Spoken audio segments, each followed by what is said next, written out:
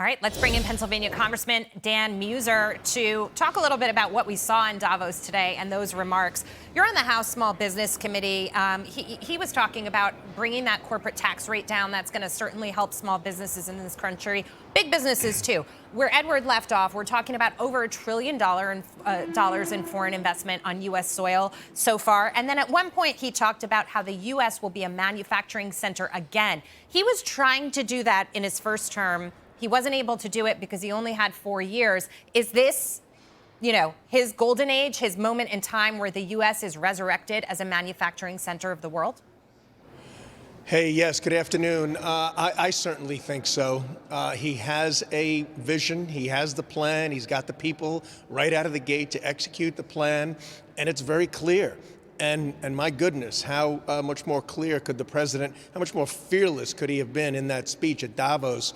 And you know what? It wasn't a threatening speech. No. It was more inspiring. It was saying, hey, these are the great things we're going to do. Let's get on board. Let's do these things together. And even asked about China. He said, look, we just want parity. We want fairness. We don't want to overwhelm them, but we're not going to live with the unfair practices that exist today. Yes, to answer your question, the idea of us being the manufacturing powerhouse that we should be, even going from 21% to 15%, small businesses are thrilled that we're going to be working on the Tax Cut and Jobs Act reductions, as well as some of the other tax reductions of the president, the regulations, the energy plans. It is all going to mean the golden age as he's describing. Yeah.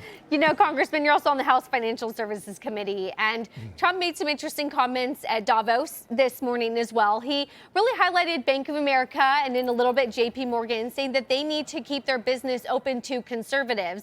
Bank of America, for its part, responded and said, we welcome to conservatives and we have no political litmus test.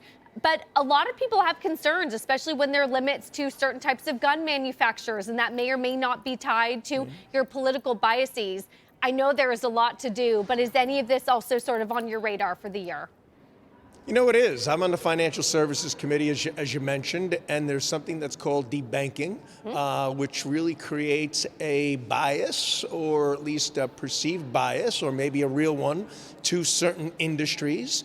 Frankly, we've seen it in digital assets, crypto. We've seen it with energy companies. We've seen it with gun manufacturers. So yeah, we're going to remind not just the banking industry, but also the FDIC, the OCC, the SEC, that is not an arena that they should be injecting themselves in. It's beyond their scope of authority, and it's wrong, it's unfair, and the president laid it out. He laid it out great to the CEO of B of A. Congressman, the Keystone XL pipeline has been a flashpoint in the energy conversation now for years, ever since Biden canceled it. Interestingly, Alberta's premier, Danielle Smith, who I think is actually right now one of the most consequential leaders across the globe in the position she's taking, she says she wants to help Trump put that back into effect. Now, some are saying that's a long shot, but how important would it be to get Keystone XL back up and running? And do you think that can happen? I do. First of all, anything very positive for the U.S. and frankly for Canada, for North America, with Donald Trump in the White House is possible. The XL pipeline was canceled day one by Joe Biden. Ridiculous. That type of crude oil is very, very important for the U.S. We don't necessarily produce that type. We imported a lot of it from Venezuela. So a huge changeover. We'd far better like to be working with Canada on that. 46,000 jobs, huge opportunities. Will send a message to the futures market in energy that oil prices, i.e. gas prices, are coming down.